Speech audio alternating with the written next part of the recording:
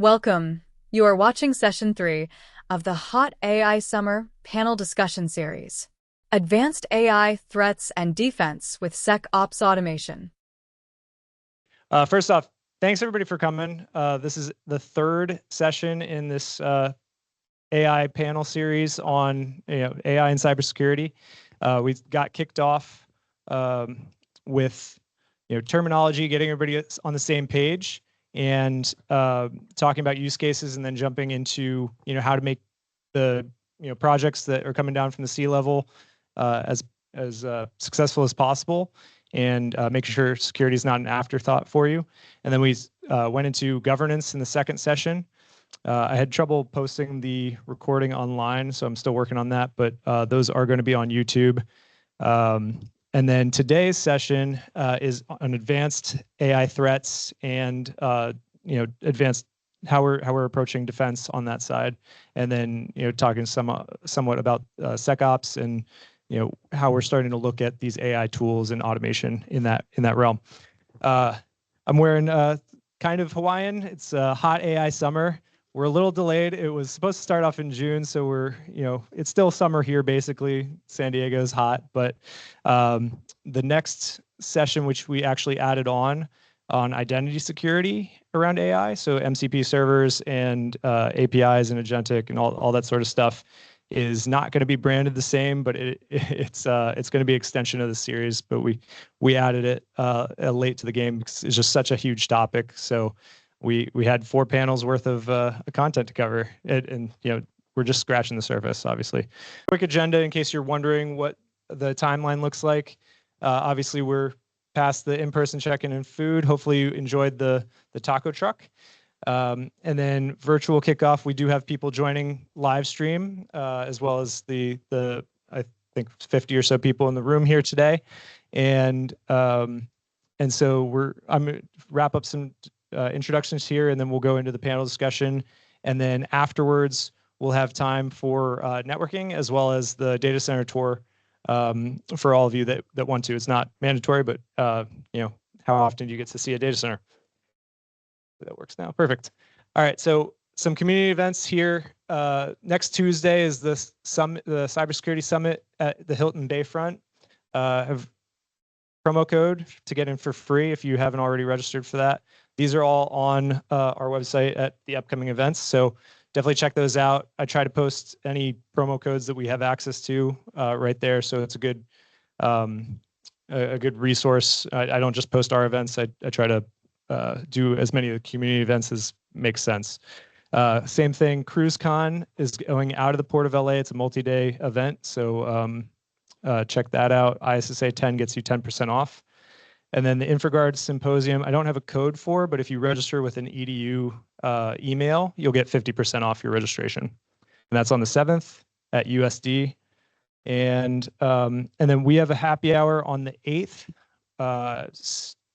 I'm not sure if it's going to be at Carl Strauss. I'm looking for a cheaper venue because I don't love spending $3,000 every time we do a happy hour. But I guess you guys can understand that. If you're not a member today, there's a ton of reasons to join. I'm not going to read them all, but obviously these events are free for members. And I think I've done about 25 events in the last year, so definitely get the value out of it. But yeah, on average, 1 a month, 2 usually, and then this month we actually did 3 events because we did the joint event with CSA and ISACA. And thanks to ISACA for lending us their audio equipment. And then we're posting in a lot of different places. So for reach, you can see we're on Meetup, but we mainly use our Illumina calendar, which you would have registered through. But you can find our post recaps for this event on LinkedIn, and then again, I'll be posting the video on YouTube once we clear everything. All the content's good to go. But Twitter and Facebook also get some posts, but our website's really the core of it. So sdissa.org. You can find all that stuff, sign up for the newsletter. Definitely the first place to go. And then, so we have some annual sponsors that have really helped us out this year in our growth path. And so Impelix Services, Cato Networks, and Network Quotes have been really great partners. And then today's dinner and obviously the venue and our CISO here are all from LightEdge. So big round of applause for them. You guys are going to be able to do the data center tour after, definitely check them out. And then just real quick, there's a whole team behind us that helps put these things on. In the room today, I think, so Katie Hollebeck, our our recording secretary is here. And then Zane is our new awards director. And I'm probably missing somebody. Oh, perfect. You are behind some heads. So Jelaine is our membership director. If you have any questions about joining ISSA, definitely reach out to her. And she can help answer all that stuff for you. And then without further ado, I'll let Rick take over and jump right into our panel discussion.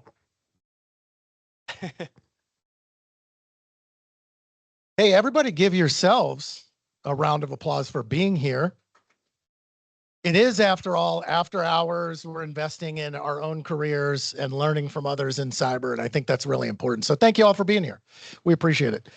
Rick McElroy, everyone. I run a cybersecurity advisory firm called Nexasure, but I've been doing cyber in town for, 27 years. But that's enough about me. We're going to go around the horn and talk about all of the people we're going to learn from today. So I want to start us off. Thanks for joining us. Barely. Michael Hannan. I'm the CISO for LightEdge. I've been with the organization for about 7 years now. Based in Kansas City, came out here for a few different meetings and events, this being one of them. Just glad to have you all. So thank you. Hello, my name is Jacob Combs. I'm the CISO at Tandem Diabetes Care. We're based here in San Diego. Been in the healthcare space for about 6-7 years. Been doing cybersecurity for about 10, and total technology experience coming on 25, which I hate to say. But hopefully have a good conversation tonight. Thank you all. Hi, everyone. My name is Faisal Mushtaq. I'm a C-suite executive. Most recently, I was CTO of Sleep Number, investor, author, and also founder of TechCon, one of the fastest growing investment innovation conferences in the country. Hi, everybody. Nick Zaky. I work in town at Illumina. I run their security operations function. Lord, it is actually 30 years in technology for me this year, which is scary to think. I started when I was 19 years old. So happy to be here. Thank you. It happens really fast. So I know I talked to a lot of people who are starting their careers, but don't worry, before you know it, you'll be up here talking to people too. All right, gang. This is a big topic. So usually when I talk about AI innovation, everybody immediately thinks of all of the songs that are being written, and now we're making movies and all of this good stuff. But that doesn't really matter to those of us in cyber, right? So what I want to talk about is what we're seeing on the adversarial side of the house with AI. We've seen an increase and let's call it an increase in efficacy in how to phish people. Because if I have a language model, I can obviously scale that to multiple languages. I can speak like a local. I can start at those dialects. So we've seen those things. But I want to focus a little bit more around like how they're messing with our AIs, right? So things like evasion, poisoning, subversion up front by training it with bad models. So let's start with you, Mike. What are you seeing out there? It's a good place to start. I think, from what we're seeing, so private equity backed, I get asked a lot to sit with our board of directors and talk about this. They want to be educated on what we're seeing. As a service provider, we've got 2,000 customers that are hosting from co-location up through private cloud, public cloud. So we have the ability to kind of talk to a lot of people. I think one of the bigger things for us is like scattered spider groups. So it's the traditional like social engineering, their ability to get keys to the kingdom. Like we're seeing a ton of stuff where they're using AI to impersonate people to go get, call into, a support line and act like a customer. And they're doing that. They'll jump on video calls. They have a ton of information.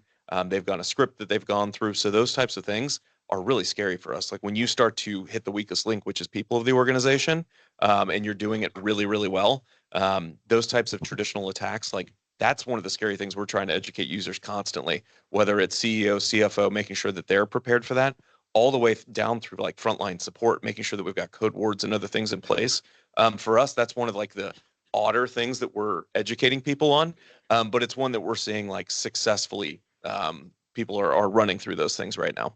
Is everyone familiar with like challenge and passphrases, right? So it kind of goes back to war fighting, especially during World War II. You got to run back to your own lines and it's dark out. So back then they would use something like John has a large mustache. Highly recommend this for executives, especially around people that are wired transferring money.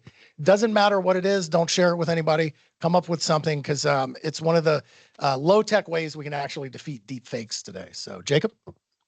Yeah, sure. So I'm in a little different space. So we're in the healthcare side. And so going back to your original question about data poisoning and evasion and all of this, we are thinking about that a lot. And so we're taking a very conservative approach to rolling out AI. So an example of that is it's almost similar in the human element, but like our customer facing customer service. Like we had an AI chatbot talking to them, giving them information. If an attack, like a data poisoning attack or some kind of evasion happened, it could give the patient potentially wrong information, right? And working in the diabetes space with insulin delivering devices, the ultimate risk of that is death, right? We could actually kill somebody. So it's very sensitive around that management of that. And what I started to kind of impress on my organization is, one, we've implemented a fairly detailed governance process.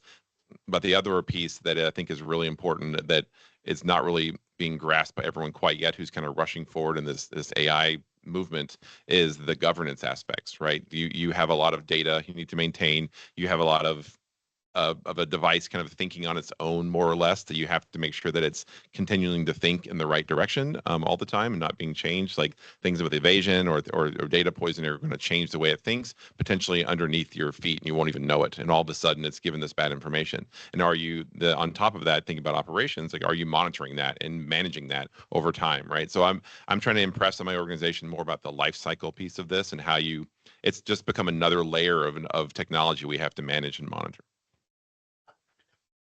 Book author on this, right? So just plug your book because it is worth noting that you wrote an entire book about. Can I plug my book? Yes, I've written 3 books on AI. So one was around operations using AI, one was around healthcare using AI, and one was around software development using AI. So unbiased opinion, great books. Please do check them out. So I think your question, I'm a model guy, so I try to simplify things. So for me, first you have to see what kind of organization you are from a structure perspective. What I mean is that, are you running everything in-house? I've been in a company where complete data and the models were all running inside our infrastructure.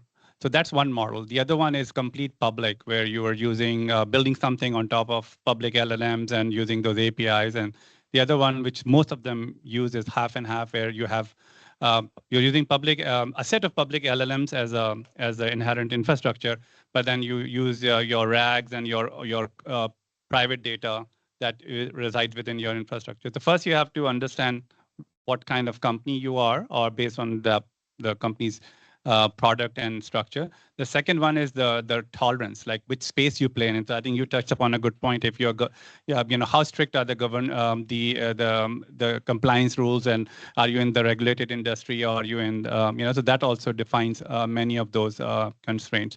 So the attack you mentioned, so poisoning, for example, I think means how you're protecting your data. Right, so the one that you use to train your models, what are the guardrails around it? What are the policies you have instituted around it? Because that's what it's important. The other one would be, I think, more about the availability and reliability of your AI. That how if it goes down, what will happen? So typically, what I've seen is like a lot of simple models. They use multiple LLMs. And they kind of, if you're using public LLMs, but if you're running your own infrastructure, and I'll give you an example. When I joined Sleep Number many, many years ago, I was told that they have a lot of data. And I said, where is the data? I said, it's in an S3 bucket in some files. We have millions of terabytes of data. So from there to the point that you can run AI models, we had to do everything ourselves, build the whole pipelines, infrastructure. Took 2 years to build that. These days, I think many of these things can be easily used because the infrastructure is available through public providers. So you have to figure out where you fit in that spectrum, and then use the right solution for your use case. Yeah, a couple of things I'll add from the operations perspective is, I think you mentioned it, understand what your employees are actually doing, so monitor it, because they will, when it comes to doing bad things, employees will come up with ideas you've never thought of. right? And so if you're not monitoring it, you're not going to catch it. And we sit on the governance bodies for AI, and we try to drive our employees to the standards and to the right stuff. The other thing too is, for my philosophy is, if we have something that's like public facing for us, we really should not be letting those LLMs train on public data. It should be, we have to control the data. It's almost like the input validation of any kind of software security. For us, it's how's that LLM getting trained, and then also how are we doing input validation on who's putting what into the prompt. So that'd be two of the different thoughts that I've got on that. I think we covered a bit of this in an earlier statement, right? So we talked about a little bit about the way social engineering is changing with AI at scale, right? So we've all read stories. Hey, a lot of voice stuff going around, scams and wire transfers, and really senior citizens, I think, bearing the brunt of a lot of that currently, as well as organizations. But also now video, right? I mean, people are popping up on Zoom. There's fake AI people that are actually getting onboarded as part of an organization. And so instead of stealing money, they're just getting paid, which is kind of an interesting change in tactics. But that being said, we talked a little bit about challenge and passphrases. So how can humans and folks in the room start to guide people that are asking them, like, how do we actually defeat this stuff at scale? And so I had a couple of questions there. My first question would be around, who do we feel is actually doing detection of deepfake at scale well? And secondarily, if the answer to that is no one, and it relies on humans to do that, how are we changing our programs, specifically around awareness and training, to account for this, to help train these folks to identify it for themselves? I was hitting on a little bit of that. Yep. When I started. So part of it is kind of, what we've been doing for the last 15, 20 years of taking the old school approach of, like, when we're looking at wire transfer fraud or other things like that, secondary validation, like you had mentioned. It really depends on what service we're doing, what data we're protecting, what we're doing, who our end customer is, what they're trying to get. Really depends on what method they're trying to do, and like the different, levels of security that you're putting in place. So for like us, our biggest thing that we're doing is we're providing services to large enterprises. The keys to the kingdom for them are administrative credentials to their infrastructure, to the other things like that. So the different validation checks that we do it could be MFA or the passcodes that we do, different things like that. It could be as simple as just picking up the phone. Like, we have known phone numbers that we have for every single customer. It's like, if we train our 300 support professionals, if anything feels fishy, it's like, hey, I'm going to get off the phone with you. I'm going to call the secondary or approved lines. I'm going to call the admin on the account, anything like that. It's really, giving our employees the ability to question things without super, repercussions. We want them to feel safe going, hey, this doesn't feel right, and those types of things. To your first question, I don't feel anybody's doing a great job with deepfake detection. And there's nothing that at scale we can deploy to the enterprise. For us, it's just training people, and we go through regular programs to make sure that that's taking place. Yeah, I think great point. And I'll kind of take a step back and say, treat it like, how did we deal with spam emails? So it's a mixture of tools that you should be able to have the right tooling in your infrastructure. Not it will not get all the cases, but it should be able to identify and tag. Then training, education. So I'll give you an example. I was very, when emails used to come, I used to click on it, and now I always look at the sender email. So that training was done by my team, and we send these emails to the executives. Completely looks like a legit email, but you have to check the sender email, and then you say, okay, this is not a valid email. Like, this information I should not. So that requires awareness and training, and that's no tool can replace that. And then you have to be able to have forensic and analysis. If something happens, then what? So making sure what data you should secure so that you can build a protection against that in the future. So it's a mixture of, bunch of tooling. There's no idea. I agree with you. There's no magic tool out there that will detect all the. And if you have a tool, 3 months down the road, it will be useless, right? So it's not like that you. Yeah, it's a very fast evolving field. But education and training and making sure that you are aware of that, and then you have mitigation plan and in your organization, and very formal one will be important. And this is just starting. So I will say that, the world, you'll see a lot more deepfakes and a lot more things. So you have to keep learning and improving and building protections against it. So yeah. Yes. So as far as who's doing this well, the detection, I always start with assume that it's going to fail anyway. The other thing too is the threat actors aren't really going to come to you on your normal channels, right? And they're going to come to you at your personal cell phone, your personal email. So it sort of doesn't really matter. I always go back to process. So it does your checks and balances, does the passphrase and catchphrases and all that stuff, or your current process. Will it survive the CEO asking me to transfer money or make a change, right? So don't even put it in context of the threat actor. Put it in the context of, no, the CEO comes to you and says he needs you to make this change. What happens? Do you just make it, or do you have a secondary approver? Because you want to enable one, people should say yes to the CEO, and then the background process will catch this, right? One of the things that we tried to change about awareness is we have to be more targeted on awareness. It can't be now report phishing emails, and that's our awareness campaign to the whole company.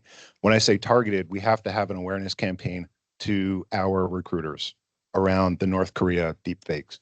We have to have an awareness campaign to the executives and their administrative support staff around what deepfakes look like and what to look out for.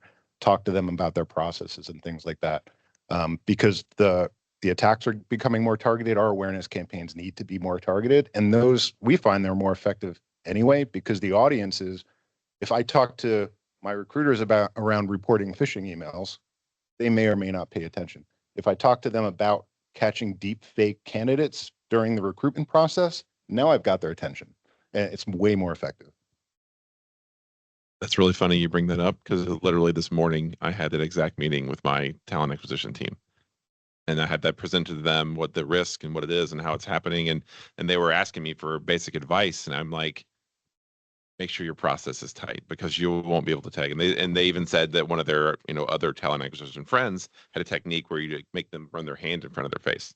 And I'm like, that'll last about 5 minutes, and then they've got that figured out, right? So it's not about that. And then even sitting in our lovely San Diego traffic on the way here, I listened about another AI tool you can get that does even better video. So it has like lighting and it can do all kinds of movement, and it's just getting better and better all the time. So I think, to your point, Nick, you made a really good point. It's that, hit them to talk to the person about the risk, who cares about that risk, and then make sure the process behind it is solid.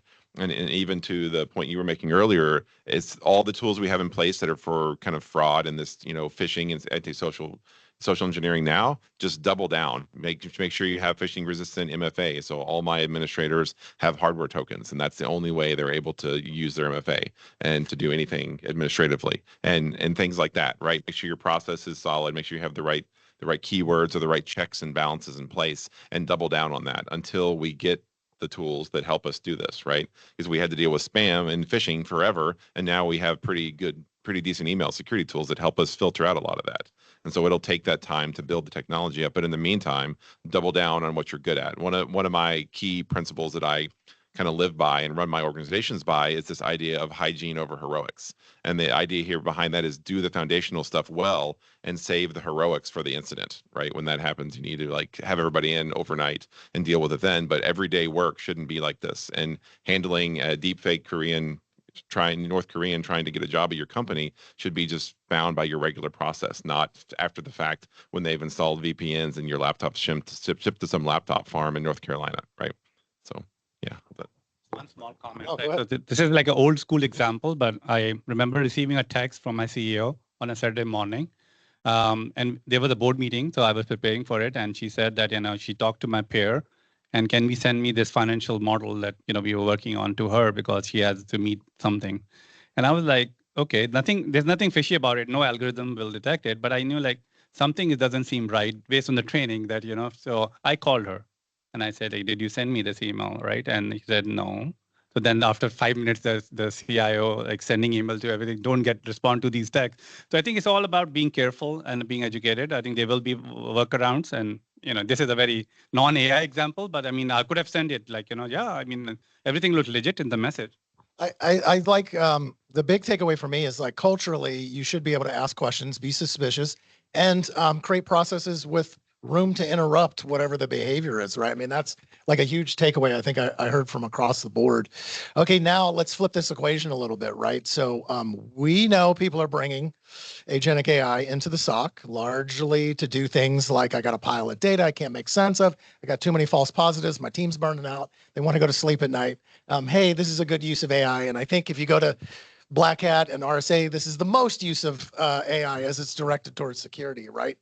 However, when you start to lift those rocks and look under the hood, to your point, most of them are sending data out to public LLMs. They're definitely not on-prem deployments. So how do we as defenders start to look at bringing this in? Like, how do we start to vet this from a supply chain perspective? Do we need to change how we're looking at, supply chain? Do we need to specifically create a different set of questions around AI? Like, how are you guys thinking about this in your environment? Because I know the business is moving. I know that they're going to implement faster than we can keep up. But I think for the folks in the room, this is like represents their journey, and they need something to tell their business, right? So Jacob, let's start with you this time. Sure. So that's a great premise, actually, and we have implemented an AI governance council and policy and this whole kind of workflow in place. And a lot of the questions we ask are around the details, right? What's the data you're going to be using? Where is it going to be going? What's the third party you're leveraging, and where are they based? How are they processing your data? Are they able to train on all these kind of questions we're asking, and making sure that the typical business owners have no clue of that stuff. They were just sold some really shiny tool that can solve all their problems and make them all be able to go sit at the beach all day instead of having to work. And so they don't really think about this, but forcing them to have that conversation and is the first step for us, right? At least show me what you're thinking and how you've looked at this, and prove to me that you've gone through this analysis beforehand. That's the kind of guardrails we have in place. Very manual, very cumbersome at the moment, but I think in order for us to build this muscle around being careful as you were. And even I think the point you made too is that even as security professionals, we're starting to use these tools as well. We need to think the same way, right? Because you'll fall in that same trap if you want to just go use it without having to go through the governance and kind of validation of the tool itself. I mean, CrowdStrike, right? Like they're probably doing all kinds of AI in the background that I have no idea of, right? So. So kind of going back to a theme, it does come back to process. I use the term fundamentals. Every time some new threat comes out, I always double down on my fundamentals, which is, all right, how do we protect the company from these new tools? Go back to vendor risk management. Are we asking the right questions of our vendors? Go back to our sourcing process. Security is part of that process. Are we asking the right questions around AI? Because we have to do that right up front now. As far as where those tools are getting brought into the SOC and what's being effective, again, I go back to, I assume nothing actually works. So finding false negatives probably isn't going to be really successful right now. But finding false positives is, and it can really reduce alert fatigue for the SOC. If you can say, hey, we've got a 60% or even a 20% false positive rate on something, we can weed that out. The reason it's really good at that is because that's the known data set, right? So you can say, hey, I'm looking for these known things and just get rid of them. One of the places that can work really well is your insider threat program. False positives there are things like what data is being flagged as sensitive that's actually public information. And if you can use AI to weed all that stuff out and inform the analyst to say, hey, this is actually public information. This is where we found it. It may be our website, maybe somebody else's, and maybe a synopsis of why it would have flagged as private information or sensitive. That saves the analyst so much homework. Yeah, so I think I'll touch upon 2 points. You mentioned about some of these tools, right? So I feel like things repeat itself. There's a cycle that we go through every X number of years. So if you remember the cloud story, I've been in meetings where they said that public cloud is not safe, it's not secure, and healthcare companies will never use public cloud. It's never going to happen, and we know what happened, right? So I think what happens is that public LMs is a fact of life, and the amount of money that they are raising, I mean, nobody else, can do that, what they are doing. So we will be using that for the rest of our life. So we're counting on them to at least make sure that they're building guardrails, but we have to build our own guardrails around it when we use that, service. So I do remember, like we were using Sumo Logic as our log tool, and the idea was like you're gonna send the cloud all logs to somewhere out there in the ether. It wasn't on premise, but then the amount of visibility that it provided in terms of insights, it was mind blowing, and it was a no brainer to give our SOCs, our DevOps team, everybody, productivity went off the roof using that. So I think what will happen is that they will be. So in your case, this was my comment about sending the cloud. I think this is going to happen, but I think you have to make sure that you are making sure more governance on your side, who's access to that, who can send it, who's using it, what are the different roles that in the organization that are using that. The second part I think that you were mentioning was about what was the question? Sorry. the tools tools for visibility. Yeah. I think you said about SOC using AI, right? So I think it will be. I see there are two tiers. I think there are things that are very make sense to be automated through AI, repetitive tasks, things that are and then the accuracy of your models and the more it goes up, it will remove a lot of wear and tear and burnout from the team, right? But there are things that are looks good, but I don't think we will ever do it without human in the loop, right? So I think that's where I think you have to have level one, things that you can automate to get higher productivity, and then there's level two where you have to keep human in the loop, right? For example, so I think that each organization have to make their own like these buckets that what will be what risk profile is acceptable to us.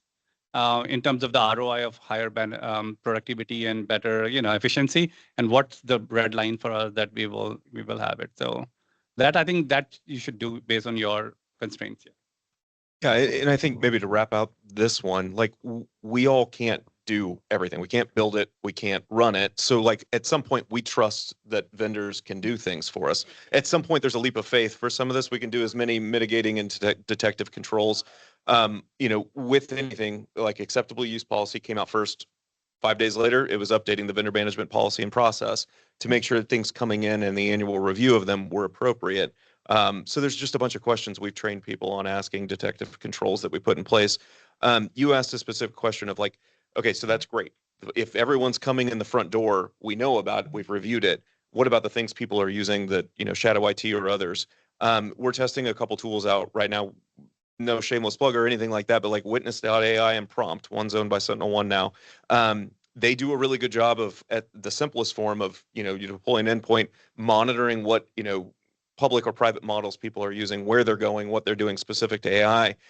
From there, we're layering on, guardrails that you can put in place. It's like, okay, light DLP type controls of, if you can, no one's going to use social security numbers or credit cards. If they do put them in there, it's automatically pulling them out before they submit that prompt. Things like that. There's guardrails. Again, users will do silly things. They're going to get around them. So putting prompts around or guardrails around the prompts that they're putting in, the things that the questions they're asking, those are the tools that we're putting in place. Again, they're only as perfect as what we're doing. There's ways around them. But again, if you can remove some of the silly things that the employees or users will do, that's kind of the next layering of controls that we can do. We've picked a good tool. We've trained people. Now we still don't trust that they're going to do everything 100% right. We're going to monitor those with some of these new tools out there to make sure that they're using them appropriately. Yeah, I would say a takeaway for me, listening to this discussion is, I think to use your words, we do repeat lots of patterns in the industry, right? Like IoT becomes a thing. Oh, suddenly DMZs are back in vogue and we have to keep them segmented over here. And then, oh, now we need detection and response for that environment. So we create a set of tooling. And I think AI largely, right? So people are still rolling out API gateways, very much for the same visibility. I would say yes, at least from a market perspective, that seems to be where we're going, because we can't prevent these issues, but we should be able to detect them in near real time. All right. So I want to talk about something I'm super happy out. Is everybody familiar with MITRE ATT&CK? right? So awesome. I was a little bummed to see that like they were going to lose attack. Now it's back. Not only do they have their funding to continue to do this in the community, which I think has driven up detection and response massively. Now they've launched Atlas. Is everybody familiar with MITRE's Atlas? So this is specific techniques, tactics, and procedures that adversaries use against AIs. And so much like MITRE ATT&CK, that took us a long time as an industry to adopt, right? We had to create some new tooling. Vendors had to get on board with, being able to contextualize TTPs at scale, put those together, and then we get a pretty, process flow that shows that when word opens a executable and all of these things, right? How should teams be thinking about bringing something like MITRE Atlas in? Is it too soon? Is it, let's look across the environment and start to gauge those areas of largest risk, right? Like we always say for ransomware, it's credential harvesting and lateral movement. Those are the kind of two areas to focus on. But I think you're the leaders of these programs, right? And how are you thinking about adopting something like these techniques in your program today? Yeah, number one, align to MITRE. And after you do that, make sure everybody's aligning to MITRE in your operations team. I would say the place that you start is understand what coverage you already have with your existing detections. That's the easy place to start. The other area you can start is have your threat intelligence team start to say, what threats are we worried about? What actually matters to us? And if you don't have a threat intelligence team, just give it to the SOC. They'll look at it and they'll do the same thing. But the SOC is going to look at it anyway, so you might as well align to it and understand what your coverage is, because otherwise there's no way for you to have a strategy around like what I call an information strategy. What information do we need? Be able to pick that stuff up. And that's one of the reasons I mentioned threat intelligence, because if you do have someone dedicated to threat intelligence, that discipline is really good at breaking down those types of things. And then the SOC is really good at taking a look at that and saying, where are our detection chances? Where do we have a chance to pick this up?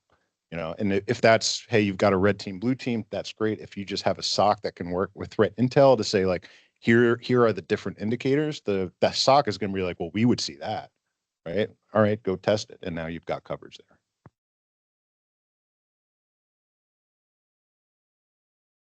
Taking a little different angle on this, because at Tandem, we actually develop and manufacture medical devices.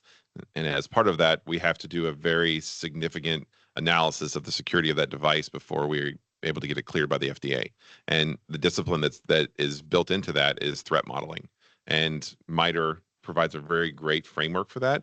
Very big and complicated and hard to explain to non-security people, but it's very great at doing that. So we use other kinds of frameworks. And one that I've seen more recently, even outside of Atlas, is Maestro. And it's more on the agentic side, but we're actually starting to work with that now. I forget what it's, multi-agent Stro. I forget the rest of it, what it stands for, but it's too new yet.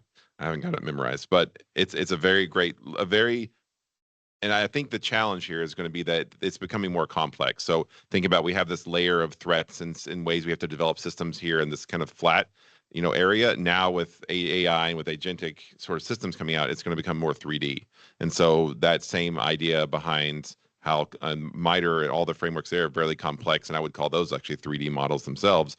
This is the same thing with the way we're looking at systems now. So it's going from this kind of analog to this 3D model. And so it's going to become very complicated. And what I recommend is training is number one. I'm starting to get my teams trained up now on all these different MITRE attacks, but also Maestro and the different frameworks, and even what these different layers of these different systems mean, because there's new kind of components we're having to deal with. And so that is the kind of architectural approach we're taking. So when new systems come online, or marketing wants to bring in this new agentic system to do all this work, we go through the analysis of the architecture and say, okay, where are the threats and where are the risks? And the same idea, do we have coverage here? Or do we have a risk here? Do we need to do something about this, or add MFA or whatever it is, right? We have to do to control for that. So it's kind of a stepwise approach right now, but I think there's still a pretty big hill we have to climb. We're kind of Sisyphusing this ball up the hill at the moment. But I think once we get trained and we get more familiar with these models and even more familiar with these systems, it'll be much simpler for us and become more normal, right? So that's the idea. Yeah, and I think that's a good point. And I think you don't often see so many new things coming all at once. So the approach we've been taking is, I don't want just my security team trying to figure this out alone. So like we have a huge bench of engineers and technical staff outside of security. We've been working really closely with them to figure this out together, sitting through where our attack vectors are, what the new technology coming in, whether it's an application or more infrastructure based, and then even doing working sessions with the large vendors. It's like, hey, VMware, come in for a couple days. Let's talk about what you guys are seeing in this space. Tanix, anybody like that, or even some of the SaaS providers like a ServiceNow or a Salesforce that we're working with. It's like, tell me how these things are working, and then like, here's our thoughts back and forth. The frameworks are fantastic, and we run them through. And like you said, MITRE can be really difficult for a non-security individual to figure out. But like when I find us coming to the rooms recently over the last 6 months, it's been really powerful for us to kind of figure that stuff out together. So it's very unique right now. So I'm gonna kick this next one over to you. And it's something I love to talk about, breaking into things and red teaming, right? So always fun. Is it a distraction to tell my red team right now to go start testing agentic and AI tools? And I guess here's my thought process on it. One, does anybody have a competency in this today? I mean, I happen to know like some of the most premier red teamers on the planet. They're very good at breaking into applications. I don't know that as a species we're competent enough yet to really say, hey, we have a huge competency in actually red teaming these things. Now, that's not to say we can't do logic testing. We can't look at authentication to the system and these types of things. I mean, what's your thought about, you know, taking a red team and diverting their attention towards AI right now? Or is this something you should look to an external vendor or find some of this expertise? Maybe I know some of the big 5 firms. You mentioned ServiceNow. I know they're really pushing, you know, kind of in the ITSM space. Like they're probably the fastest to adopt agentic on the back end of their platform, right? So I mean, how are we thinking about, you know, actually technically testing these solutions? Yeah, great question. So I'll say it depends where your organization stands. I think a lot of organizations are coming up the AI food chain. So I think the better approach would be to use outside expertise to build the framework to get that, and then bring it. Then maybe groom your red team to use that as a framework, because this space is moving at the speed of light right now, right? So that's a challenge, right? You think you know everything today, and then 3 months down the road, you'll say, oh, what happened? Something else came out, 500 new AI tools came out. So I think the best thing would be there are domain expertise that's there. You should try to, based on whatever vertical you are in, whatever price point you play in, you should try to get them and start building that culture, so that at some point your in-house team can be that you know, front face right now. I think, but I will, if I'm doing it, I will not be building in-house. I will be first bringing from outside. So a little bit purple, yeah, right? But purple. Also it sounds like asking your external team to actually like do some training and some education for the internal team, which I really like. Most people don't, right? Yeah. A red team comes in, kicks the crap out of me, gives me a report, and says that should be part of the contract or whatever engagement you do. Yeah. That should be part of that. Yeah, I like that a lot. Yeah. My view is it's sort of like the manual pen testing, right? So we talked cycles before. You don't really start with manual pen testing. That's usually the thing that you do when you think you've got a pretty good handle on your application security. And that started with, you know, the automated testing, but even to your point, with the threat modeling that maybe your product security team is doing, the awareness and education for your DevOps folks that are using this stuff, you know, some internal automated testing. And like the last thing that you're going to do is probably bring in a third party to teach your red team how to red team using these tools. To me, it just makes the most amount of sense. We're a little similar. Like in many facets within AI, we can't keep up fast enough. So we're leaning heavily on outside providers in that space. Similarly, we're just trying to say, hey, contractually, can we shadow? Can you teach my team what we're doing, just so that once you're out the door, we can be a little bit dangerous in it, but at no point are we going to be able to kind of take over this. I think the ability to kind of be vulnerable and go, hey, we're not going to be an expert in this space is an okay. It's just moving so quickly. So that's where we're standing right now. I really like what you said there, which is like, ask questions. It's okay. None of us are experts in this. I can assure you that 20 years ago, no one was even considering that. By the time I got this way in my career, we'd be deploying AI into SOCs. Yeah. Yeah, I'm exactly the same, right? We're using third parties to test all these ourselves. There's no way, but we always require, like Faisal said, a very detailed readout at the end of what you've tested and the frameworks you've used and the tooling and even very specific details of the test itself. Because then what I do is challenge and push my engineering team. I don't have a red team per se. They do engineering, which is basically a toolbox of everything to build out their own test suites. And so they look at the tests that come back. I also asked them to do their own research, looking at things like OWASP top 10 for LLMs. Go find those, and how do we go through those different things and test those and validate those types of attacks as well in our own systems? Because we do have a lot of skill on testing typical security, and I look at a lot of the AI systems for the most part as these big input-output systems that are kind of like input validation on steroids, right? For just an output validation on double steroids. So like we look at how are we doing that testing and building out a kind of playbook for that as well. But that all goes into what I think what we all said here about the learning aspect, right? We have to start growing and learning and learning this new, coming into the new world that we're evolving into. But then I think to your point as well is that the speed is absolutely ludicrous speed. And every week there's something new that comes out. I can't even keep up myself. And I talk about this all the time, and I just keep updating my talk every week. I feel like with something new that comes out. It's a little bit annoying, frankly. As soon as I talk to someone else, I'm like, there's 5 things I didn't know today. Thanks for reminding me of that. Yeah, appreciate it. Faisal, I think you got. I think great point. I think for me, like I like history, so I feel like things repeat. So when I joined Sleep Number, our security posture was not that great. So one of the requirements from the board was to do a threat analysis and security pen testing and all. So obviously we use third-party tool. We kind of did thorough because there were 2 advantages. Number one, the formality. Then we incorporated in our SecOps, and later on that became part of our normal culture. Like that runs that.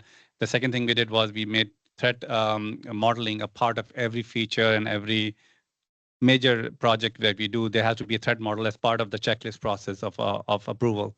The subtle point is that if you are in a public company and all, like a lot of boards prefer third-party validation than their CTO, CIO, or CISO, guaranteeing them. So if they hear from third party that it's all good, they feel much more confident. So sometimes that also helps.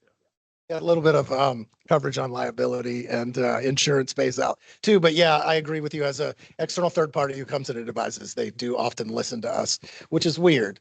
All right. So does anybody else go to like large conferences? David, I know you do. I see you there all the time. I'm fascinated by what's happened over the last year. Like I went to RSA 1 year and it was like, we do things in the SOC. And then I went back the next year and everyone was AI native and generative this. And I happen to know how a lot of these tools were built. You mentioned one of the products, CrowdStrike, right? So like you can't be AI native if you're running C++, but it's fine. So as buyers, as people thinking about training our teams on how to onboard new technology, like how do we even start to think about measuring efficacy when someone says something like, hey, what we do is take your pile of data and give you 20% less false positives right now? That sounds measurable.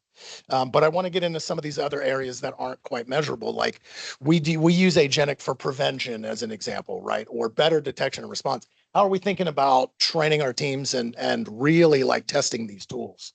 Who wants to start?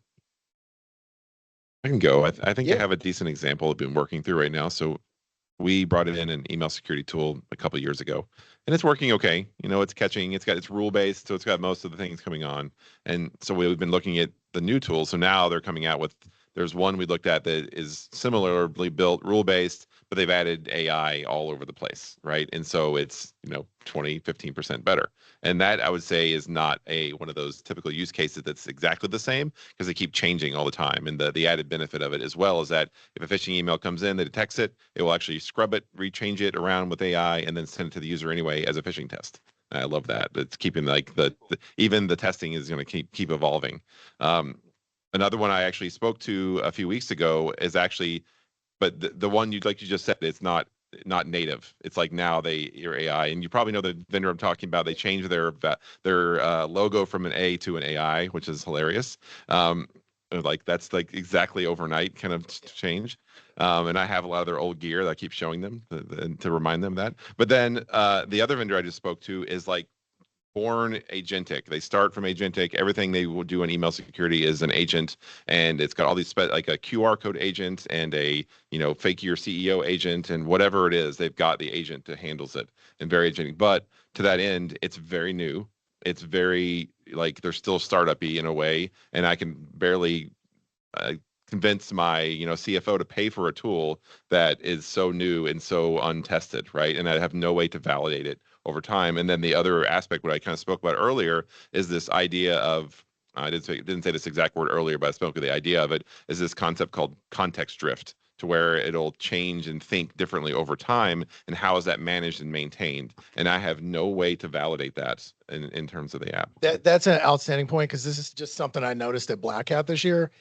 Is like, we need to start training people on how to ask those questions, because I would listen to people in booths and I was like, no one's asking how they're tuning this thing over time, because there is a massive drift over time, or even how do you store long-term artifacts versus short-term artifacts? I mean, all of that stuff matters, and I think we're just ill-prepared to even ask the vendors this question. So I think those are two great points. Yeah. So I think the way I do it is, again, classify into two buckets. You have existing tools that will become AI ready or whatever. So they will add AI, some form of AI in there. So I think if you have an existing tool, whether it's an email phishing tool or a log analysis tool, I think that since you already, paying for it and it's part of your infrastructure and your team is familiar with it. So if they add on an incremental AI layer, that becomes the first category. The second category is AI native, those are mostly startups. So I think what I do is treat like a research bucket. Like there is an area where you can try these things and test it out and gain confidence before you see that it's worth going to the CFO and putting in your budget and bringing it into it, right? So I will say that there will be tools that are were not born in the AI land, but they will add AI features around it. And I think that becomes very natural because you're already using it and all that. And the AI feature might not be the best in the world, but there will be better than what was there. And there will be some very amazing startup, but there is risk also there, because sometimes they're Series A startup and they might not be there. By the time you have to, if you're running a bigger company, you have to think through those things. But you should always have a space, because innovation gives you the some direction what to look out for and what you should ask for, right? But yeah, I think if you do step by step, do your diligence, and then that might be the right approach. Yeah, I like that. I mean, nothing's changed with change management, right? So don't do it in production immediately, right? Have a test environment to prototype, starts adopted. Hey, let's roll it out to a staging environment that mimics production and, ultimately make it production ready. So I like that. Those are all good points. I don't have a ton to add. I would say if anyone comes at you hard with a sales pitch of % saved or anything like that, I would discredit for that for the most part. Like if we have a gut feeling after testing a product that there's some incremental value and it displaces something else, then that may be worth us looking at. I think the only metric that we've necessarily seen is tool consolidation from some of these, because to your point, some of these have been tools where AI is added on later, and they were pretty cool a couple of years ago.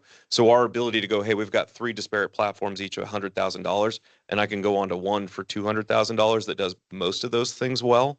That's where, with my CIO hat, or if I'm talking to the CFO, those are important things for us. It's really hard to show incremental value to our staff right now with certain things. Like for some of the stuff we're building internally, we have very small specific use cases and we've seen some value, but with some of these off-the-shelf tools, it's really hard to show some incremental value for them. So savings is kind of the biggest thing we're looking at now. I'm going to come to you on this one. So we talked a little bit about this earlier, right? Does everybody love and read the Verizon data breach report? There's a big takeaway, and it's really been a takeaway for the entirety of my career. The adversaries are outpacing us right now with even more AI at scale, so they can do things faster. Ultimately the discussion in cyber is where do we put a human in the loop and where do we take him out of? So when we think about the wildfire we already have, here comes AI throwing kerosene on that wildfire. How do you start to consider where to keep humans in the loop so that, obviously we have, a human really validating those decisions? And where are you considering removing humans from that loop to gain speed and automation? I think if if you're going to think about removing humans from the loop, you've got to do that. That has to be a data-informed decision. Like, everything that you do has to have a metric behind it before you can make that decision. And some teams aren't at a maturity level where they can say, like, what was our false positive rate last month? Like, what? And so you have to work on that first, right? Even simple things as like, hey, we need a closing disposition on every one of our investigations so we can start to collect these metrics. Because unless you do that, you'll never know where every time it comes to the analyst, it's closed the same way. That's the thing, you can automate it, but you won't know unless you've got the metrics and data to support it. So to me, I always go back to metrics. Yeah, I mean, this is both across security and operations and other areas. We're not trying to remove the human from it. We're trying to empower them across the board. So where they would have had to go take an alert, go research in 4 different places, maybe go talk to somebody, trying to pull that all into one dashboard's the wrong word, pulling that all into one place and empowering them to do a better job with that information, or presenting an action directly to them of what's recommended, and allowing them to review that with great context, where before that would have taken them a lot more time. If you can speed the action up that the person is doing and present that all to them, like from both an operational standpoint of what we're doing for customers and security, like that's kind of our goal. I cannot remove the human from what we're trying to do. So instead of the human manually, I got to pivot to network data. I got to pivot to this, I got to go figure out if a user's actually logged on and look at their processes that are running, like bubble all of that stuff up to the human to make them more intelligent in the decision. I like that. Yeah. Yeah, the exact same for me. We're not trying to get rid of anybody or replace anybody's work. We're trying to empower them to do more, quicker, faster, better, right? And that's the idea. And one of the items I've kind of pushed, I would say, onto my team is that next year we're budgeting for everyone's going to get an enterprise LLM that you can use on your own to whatever use case you run into that is a problem that you hate, that is driving you nuts. Solve it with this. Figure out a way to automate it, make it fast, and then if it does work, we'll solidify that and make it into a gold standard we work on. But I think at this point, there's all the third party cruft flying in and flying over our heads, sometimes hitting us in the chest. But then on the other side, there's a pretty good chance to do some experimentation here and figure out for yourself how to make your own worst use cases. So that's where I think like it's going to get really cool, is when teams themselves can start doing their own automation at scale. And maybe we rely on less vendors in the end. I don't know, but that's a prediction that I have. Oh yeah. Go ahead. That's spot on, because before you start, like, the conversation, to your point, really isn't remove the human. It's empower the human to do things faster. And nobody knows what should be automated more than the person that does it every day. Right? Yes. I mean, yeah, that's why the first Linux administrator invented the tab button, because he's got tired of typing in the same commands all the time. So you give it to the people that are on the front lines and they'll figure out the best places to use it. Yeah, I think I will say that in this domain, it should be augmented intelligence rather than artificial intelligence. So basically what AI is giving back time. So you can focus on, things that are important. Human will always be in the loop. So I think if things that were repetitive, you can automate it. And also based on the risk profile, that if something is done automatically, something is copied, it's not impactful to the business. So those decisions companies can do. But I think what you're doing is it's like a worker entity that's helping the person, right? So it's more augmentation rather than replacement. Yeah.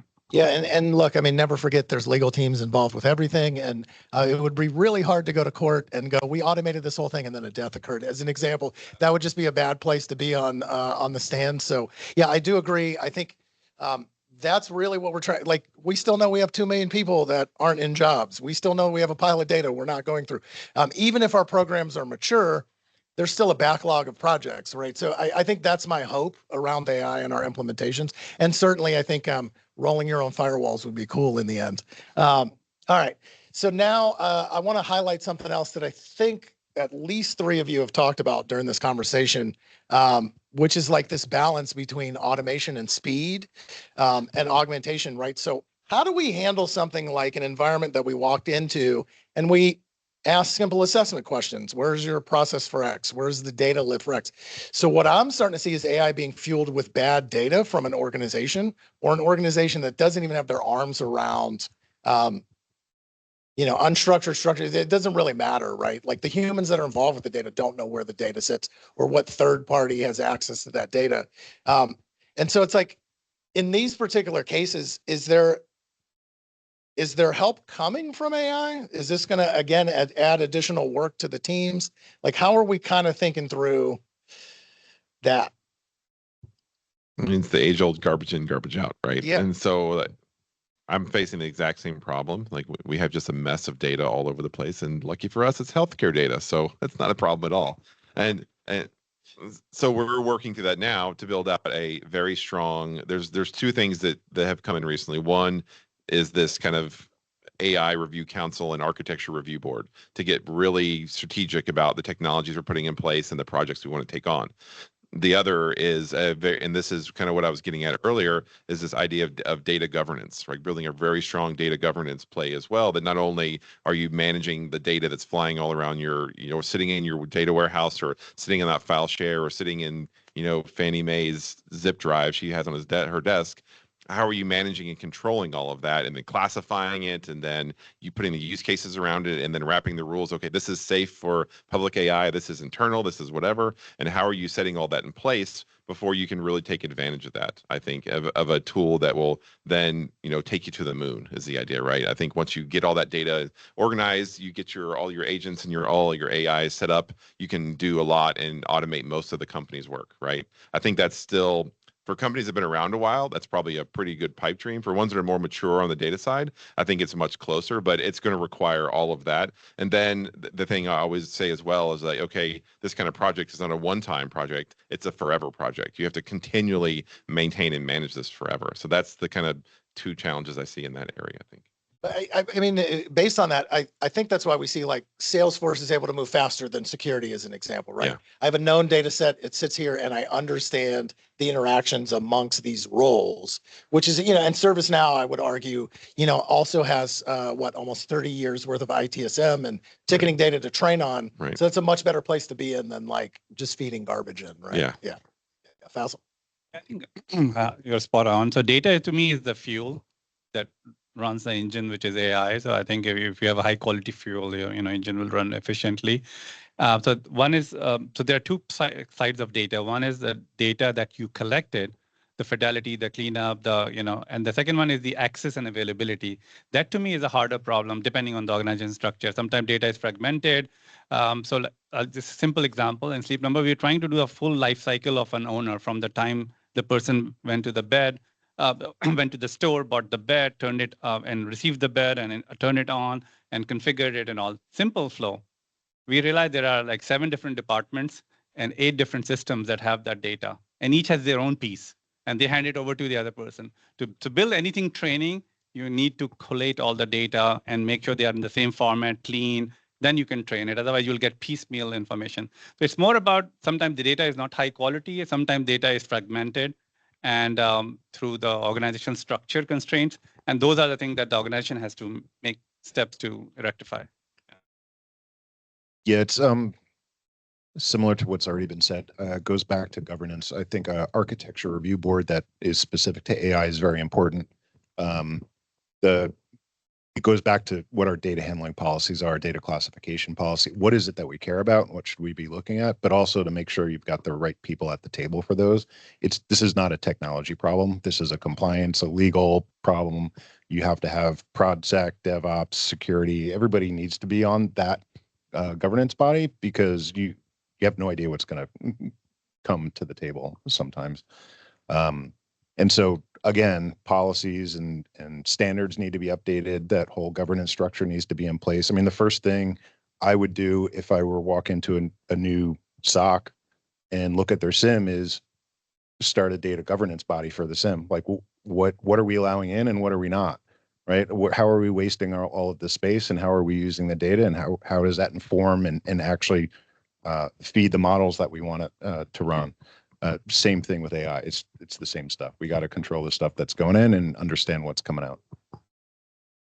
Yeah, this is interesting because we're rounding the final and we're getting to the questions here in a couple of minutes. But it's interesting, this governance discussion, right? So I remember when GDPR came out, I was over in England talking to a bunch of CISOs, and one of the CISOs had the funniest thing to say to me, and I still remember. I said, "So how's everybody, really approaching GDPR before it's rolled out as a mandate?" And she said, "We're just going to hide under a duvet cover for a while." And then I was like, "This is an amazing quote, but why?" Right? And she had a whole explanation, and it makes sense given sort of their nationalized model for a lot of things, right? But the point was like, hey, no one's going to be able to audit this for a while anyway, whether the regulation comes out or not. We're kind of unsure based on our role to have to report data to the government, but also keep it private. So it's very interesting from that perspective, but we know that the EU is moving on regulations. We know the US is probably going to slow up. However, there are 2 pending regulations around this. And really what it is governance and risk management for AI. So what I've heard from this awesome team in this awesome town in San Diego, where we're very forward thinking, is you guys are already talking about that before a mandate is in. That's a little unique sometimes, right? Is that based on you giving advice to your legal team and C-level and going, hey, I can see the bow wave coming, we got to get out in front of it? Or are your legal teams and C-level engaged on this stuff? So a lot of it is us driving it internally, but also we have a lot of customers asking questions and whether they're putting requirements into MSAs. So kind of the proactive approach is it's like, you got to wait until the dust settles. So the duvet cover kind of makes sense. For us, it's aligning, like the states are all going to kind of maybe land on their own thing. ISO has a relatively good standard kind of on this. So our path with any of these is like, you look at NIST, you look at ISO. Can you just align to those frameworks before you would either need to jump through the hoop of like an attestation, but can you align to that? So like we took the ISO standard for AI and it's like, we're going to make sure those controls and they map well to like 27701, 20, like all those. So like that's kind of our approach is we're working with legal, working with the C team. We're making sure customer requests that come in, like we're reviewing those. We won't agree just to everything blanketly, but if they're reasonable and aligning to where we're going, we're okay with that stuff. Yeah, I get a lot of questions on governance from my C-level just because we're a publicly traded company. So we have a lot of requirements around that on that end. But the reason that I'm pushing it with my company and as a whole is because I want us to be good, right? I want us to get the data set, make it awesome, make it flow, have good controls around it, and then take advantage and take the AI to the moon, right? That's really what I'm trying to do. It's more of a business forward than but then by doing that, I get the security benefits because we know that it's clean and tight, but we also get to push the business forward. And so this is like where we're finally security is a business enabler, right? Because we're able to make things clean and make the data, process the data properly, and we can really take advantage of it. So that's what's driving me at least. So I think good organizations should be forward thinking and implementing these things. For us also, we were doing it from day one. I mean, whether it's GDPR, whether it's CCPA, it was more a checklist and process because we already built in processes in there. And even like, if like state by state, US is rolling out privacy. It's not a federal. So, what will Minnesota do versus like Texas? I don't know. But what you do is you put a higher bar for yourself, then you're a little bit, safe, I think. So I think, yeah. Chances are they'll copy. Yeah. CCPA was like that. Yeah. I mean, to the extent that you're able to in your organization, and not, I would say most organizations can't do this, but to the extent that you're able to lead that around the regulatory stuff, you're also able to sort of define what good looks like, right? Because the auditors don't even understand it when they come in to audit you. And so when you say, this is how we're doing it and we're so far ahead, they're like, that's the model. And then they take that to the next guy instead of, them seeing it really great somewhere else. And then next year, you've got to try and figure out how to tell them the way you're doing it is better than the way some other guy's doing it. Right. Yeah. Great. All right. It's time for some Q&A. That's enough of us talking for a while.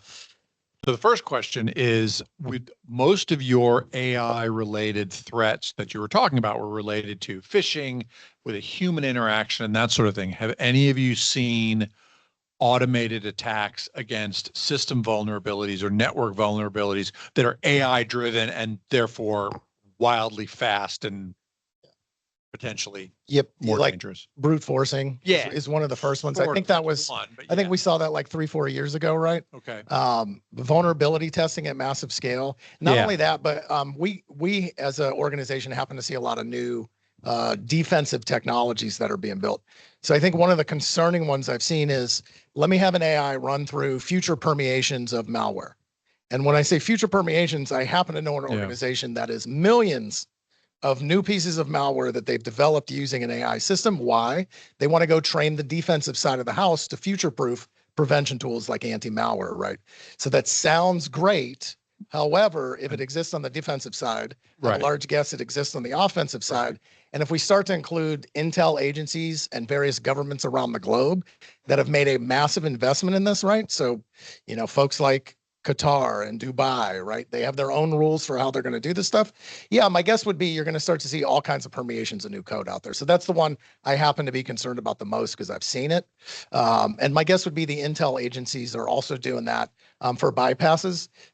You know, if you read any of the leaks that came out from Vault 7, Vault 8, they were already doing that sort of manually. But now I think there's just massive scale to do it, right? So that's the big one I'm concerned about is suddenly you have an antivirus tool that's doing static analysis. Right. That model's kind of done. So, right. Yeah. So I have a couple examples of that. So one, I mean, you spoke about brute force, but there was a couple of reports recently of someone finding malware that basically was put on the system and then making calls out to AI, like you were describing, and doing whatever it was trying to do to figure out how to, you know, dig itself in further. Right. So that's one that we've already seen, and I'm hoping that my EDRs and XDRs are figuring out how to deal with that. So that's one side. The other that I've heard of more recently, I have a friend of mine who is part of the ARPA-H, which is part of DARPA, and they just had this AI cybersecurity competition. And as part of that, they were having all these, you know, self-proclaimed hackers, I guess, figure out ways to use AI to do some kind of, you know, red teaming, pen testing kind of work. Sure. And one of the things they were able to do was actually create this kind of vulnerability scanner. And they were actually able to find several 0 days in the system that did not exist before using this AI. Right. So, and that is on GitHub. And so it's available to anyone in the world to go and download. And so this is really happening and it's coming. And I do expect we'll see a lot more of this. And even to the degree we were talking about, the attacks are going to be coming much more swiftly, much more sophisticated, and, you know, have much more reach, I think, really quickly. So that, you know, you used to be able to leave that critical vulnerability. Okay, we can let it sit there for a day while we go and, you know, test this on our backend systems. Like, no, you've got to patch. It's patching and hygiene, like I said earlier, is the key. Sure. 0 day means 0 minute. Yeah. Sure. And my second question, I'll be quick. So you talked about starting off with third parties for training with AI and then turning it over to your internal folks, which of course makes sense. But if AI is moving so quickly, it feels like you may still have to engage the external folks because those external folks are just as affected by that light speed, as you put it, effect. So you're sort of always engaged with the third parties, or you're going to be back in that situation, right, where your internal folks are chasing that tail. Or did I miss something? No. So that's where we're at. Like once we're engaged, that's a continuous thing. I think we're using them so that our team is trained so that they are learning as we go. But that's not learning so that they can take it over. That's just learning so they're continuously dangerous. I see. Yeah, we are with everything AI right now. Like we're trusting that third parties are light years ahead of us in many different facets. Sure. Like our piece is standing up infrastructure to support that stuff. We're going to trust the large software providers or AI companies or the security vendors providing those. Right. We're trusting them continuously. And you stay engaged with them. Absolutely. Okay. To add to that, and it's not just the red team, purple team example that we used earlier. You should have like key vendors, like your critical vendors that you've aligned with. The team should be talking to those vendors all the time, like weekly. Like if you're a Proofpoint customer, you should be talking to them every week about the emerging threats they see, because you may see stuff and you can inform them. They're going to see 100 times more than what you're seeing, and that goes for all these different disciplines. That makes sense. I misunderstood. That's also free. You're already paying them. Yeah, we just recommended that to a client, and I was like, "When's the last time you met with this vendor?" And they were like, "Years." And then I was like, "That's far too late." But yeah, I mean, quarterly, monthly, like get vendors in front of your team. Yeah. So I know you guys mentioned that, you know, you ask your vendors to align to ISO, NIST. In terms of the ISO, are you guys asking for 42001 at this point as it relates to AI, or are you asking any questions? What do you guys see around that particular certification? So it's a nice to have right now. So we're asking questions. It's the general vendor management process that we go through of like, hey, do you have SOC? Do you have PCI? Depending on what we're doing with them, all through that. It's a nice to have for us. So we ask multiple different ISO standards. For us, it's been added to the list for about 6 months of if they've got it, great. I would say most of the responses, I don't know what that is, or similar to us, it's like, hey, we've aligned our control framework to it, is about the extent. I think we've maybe seen one certificate publicly posted for a vendor from it. I've got a question. What are we learning from our fellow, peers in IT or other business units about AI and bringing that into security? Like, are we learning lessons from other folks? Because I heard someone mention a good one. I think it was you, your fraud team. I happen to think security doesn't work with their fraud teams enough, but if you get out to like large FinServs, so the big banks, boy, those teams are really having, I think, better efficacy at detection and response because they're coupling fraud activity with actual cyber activity. And the vantage points they get for that are pretty great. They got telemetry from mobile device, right? So I happen to think like we're not doing enough with other business units inside of our organizations, but like, what's your thought? I mean, in my career, I have not seen the collaboration and the speed of which across parts of the organization come together as much as we have in the last 6 to 12 months. And largely that's driven by new vendors coming in, new technology, specifically around AI. So I've just seen it not only enabling our users as we bring stuff in, but the collaboration on staying as front forward as we can from a security perspective, but just knowing how it's going to impact our business and our customers. The collaboration has just been incredible. So we've seen it just. So you've got tons of people. Absolutely. Yep. Yep. Especially if you're going to solution design something. Get it out there. Yeah. All right. Any other questions?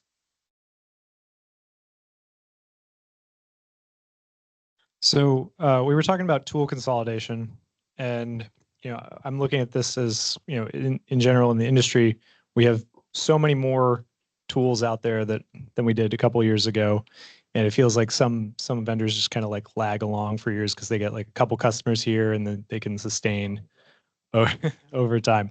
Do you think that that's going to exacerbate the issue with AI, or is it going to get better because they're going to level up essentially? I'll take a run at this just because I probably have more time to look at the market and the overall, like what's happening. I think it's about to be a vacuum of consolidation. There's a whole lot of people that have features. So as you're out there looking at new security products, and I happen to make this argument with a whole bunch of the people that we see adding on top of SIM. So I'm like, cool, I have a SIM. I'm paying somebody a lot of money for these analytics. Why would I pay another party for analytics when my SIM should just do the analytics, right? So I think you're going to see a bunch of these companies fold under SIM organizations that have enough money to buy them, and then they'll allow that innovation to occur and then buy the innovation, right, instead of do it themselves. I think that's a model we've seen out of CrowdStrike, out of Palo Alto, Checkpoint. Certainly the major vendors are going to do that. But what's going to be really interesting is like fast forward in 10 years, this idea that we can make our own technology that's actually decent and meets the needs of bespoke for our organization. That's going to be interesting to see how much that'll impact sort of the large vendors. But I can say I would expect, less vendors and more of the large ones to keep buying folks, especially if you look at, sort of what everybody's saying around the economy for the next 2 years. That's interesting. You say that. One thing was you said triggered a memory of mine. Actually, a friend of mine is Chinese, and so he goes to China all the time. And he was talking about the market in China. There's no SaaS vendors, because their development was so cheap that everyone built their own bespoke tools for everything. There's no Salesforce. Everyone built their own CRM, right? It was the same. And that's what I think is going to happen here as well in the long term.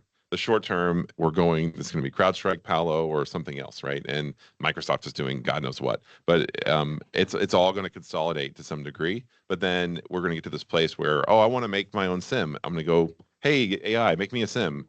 Yeah, right. Well, it's doable. I think it'll be really janky, but eventually there'll be some solid tools out there, right? If you listen to the founders of like tools like Lovable, they are like, the future is this, right? It's going to be English is the programming language, right? It's going to be incredible. So And this is just another cycle, right? We're going to see all this consolidation, and then these big companies are going to be like really mediocre at a lot of stuff. And then all the startups are going to happen again, and they're going to solve all these problems and use cases that the big companies, and they're not even going to be able to integrate. And then it's just going to kind of spread out, and it's just the natural business cycle. And I think there's going to be some leaps forward in innovation as well. Like we're going to see some major, like we're taking little steps here and there, but we're going to see some big leaps, and that's going to change the game as well. That change the whole market, I think. So I think that's the challenge I'm facing now, is just keeping basically as much as ahead of it as I can, right? I'm gonna be talking to you more often actually, because you see more of this stuff, but how do you keep ahead of this and predict what you need to do, right? I don't want to get into a 5-year contract and then all of a sudden the whole company's poof, right? Because it's the worst solution out there. That's an interesting point. People are not going to 5-year contracts. Lots of people are going 18 months, and then we'll see what happens to the market and innovation, right? But yeah, that is something you also see is 3 years is probably the average, but that's about as long as people are going these days. Yeah. I think it will be a cycle of death and consolidation. So there are companies that will die, will no longer exist, and they will be acquired and become part of a bigger umbrella. And think of from a CXO of a large company, how many vendors can you deal with, right? I used to have 150 vendors. So now if we have another 50 AI vendors, like, so you know, every vendor has a, an annual renewal, have, support contracts, you have like, learning curve and all that. So it's good to have cool innovation drive, and then consolidation and death happens, which happen in every industry. And there'll be winners and there'll be losers. And But the big thing is keep yelling at your vendors about better prevention in an AI era. Why do we still have to detect and respond to all of these things when they should just stop at the firewall? But that's my rant. Hey, I wanted to thank everybody again for listening to this wonderful panel's time, talent, and wisdom, right? So let's give them a round of applause. Thank you. They've been working all day. I've been off doing things. So here's what I wanted to do. I wanted to do a quick recap, right? So what I heard is governance now, don't wait. Start to have the conversations with your business. Your business, I can assure you, is going to implement AI. One of the big things that I heard out of all of the conferences this year too, and it was very interesting, almost all boards had walked into security and vendors and said, that's great, but how are you going to do this with 33% less people next year? Right. So there's a lot of board pressure to drive up profits, all of those good things, right? So you can expect vendors to implement agentic AI based on board pressure in addition to client pressure, all of those things. What do we have to do? We have to weed through all of that noise and make some sense of it, right? So how are we going to do that? We're going to do that as a community together, because none of us have a singular path that's right. We haven't proven best models around this yet. This is all new, right? So I think the way I'll sum that up is we are all in the same storm. We're just on different boats in that storm right now, right? But the good news for anybody who's new to cyber, thinking that your job is probably going to go away in 3 years, I think you've heard a great case out of these CISOs that no, in fact, the jobs aren't going to go away. We have a backlog of work that we're already not doing today. And so AI will continue to enable those things. So don't think that AI is coming for your job anytime soon. I think you've heard a lot of the governance that companies are putting in place to kind of slow this down, to make sense of it. And I think that's going to continue, right? Specifically in security, because we have a high level of distrust of what vendors tell us. Lots of times that's been proven wrong. And it's on us to go prove that case right. So we're going to need to develop new metrics, new testing models, all of those things. In the meantime, I would say to anybody who has questions, lean on the community. Come to events like this. There's certainly a lot of them. There's a lot of talent in this town. I can assure you this town has a metric boatload of cyber talent. So find an expert, meet people at events, have these conversations with them, talk about where you're struggling, get vulnerable, and we'll figure this stuff out together, because thus far we always have. So thank you everybody for coming tonight, and thanks for listening.